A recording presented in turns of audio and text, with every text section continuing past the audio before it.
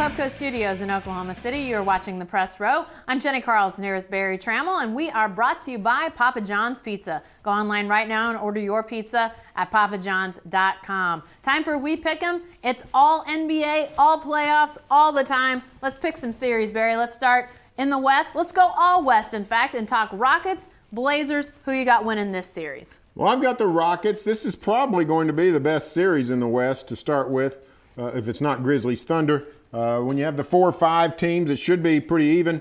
I just don't like Portland's depth. I think the Houstons have a lot more depth. I think the Blazers played great early, but they've fallen off, and LaMarcus Aldridge hasn't been completely healthy.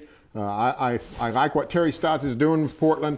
I just don't think they have quite enough to stay with the Rockets. Yeah, I'm going Rockets in this one as well, and I think home court advantage could play big. These are two franchises that haven't seen a lot of recent playoff experience, some youth on both of these teams. So to me, that could play into it a little bit as well. But I think the Rockets, in the way that they get up and down the floor, that's really what they do. I think that'll play well against the Blazers. But I could see this being a fairly extended series. Ultimately, though, I think the Rockets in that style of play win out. All right, what about this one, Barry?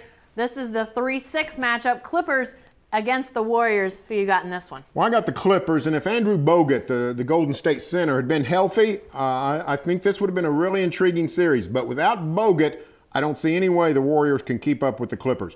Golden State likes to play small, but they played well going small with Bogut in the lineup. I don't think they can get by with that with just David Lee, the power forward, as the big man. I think with the front line of the Clippers, with DeAndre Jordan and Blake Griffin, it's a very tough matchup for the Warriors. They're going to miss Bogut. I think the Clippers win rather easily. Yeah, I got Clippers in this series as well. And I tell you, if the Warriors had matched up against some other teams that maybe weren't able to get up and down the court with them like the Clippers will, you might go with the Warriors even without Andrew Bogut. I mean, I think that's definitely a blow in this series. But even without him against some of the other teams lower down in the West, you might see them win, but the Clippers can run too. I just think it's ultimately going to be a bad matchup for the Warriors. I just don't think they're quite to the level of the Clippers, so I got the Clippers in that one. All right, Barry, what about 1-8?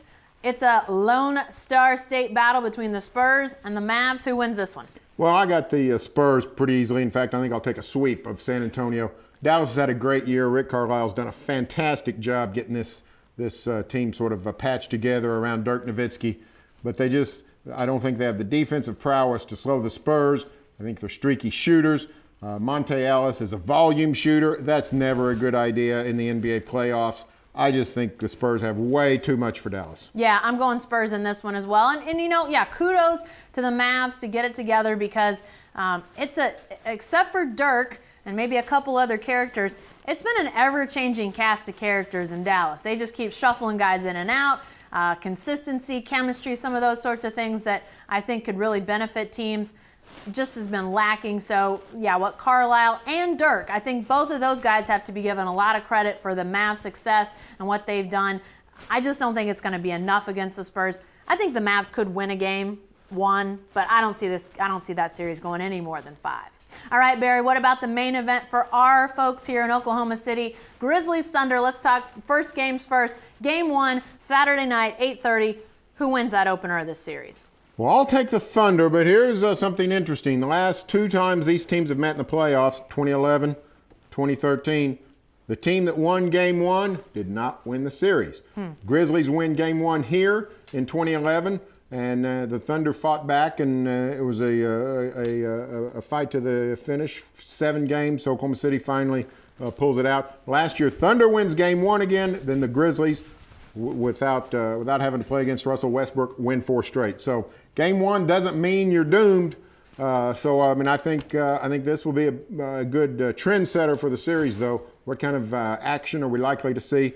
I'll take the Thunder in a tight one. Yeah, I'm taking Thunder in Game 1 as well. But I tell you what, I think these first 2 games are going to be really important for the Thunder.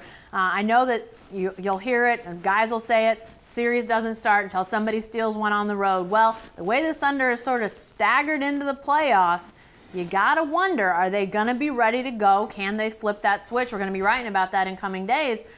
They're going to have to, because the Grizzlies are going to come in here. They've been playing well. They're going to come in here knowing they can win on Thunder soil. And so if they win one of these first two games and have a chance to go back to Memphis and take a potential 3-1 lead in this series, I think that could play to them psychologically. So Thunder needs to make sure they get that first one and two probably under their belt. All right, what about the series, Barry? Thunder, Grizzlies, who wins this one?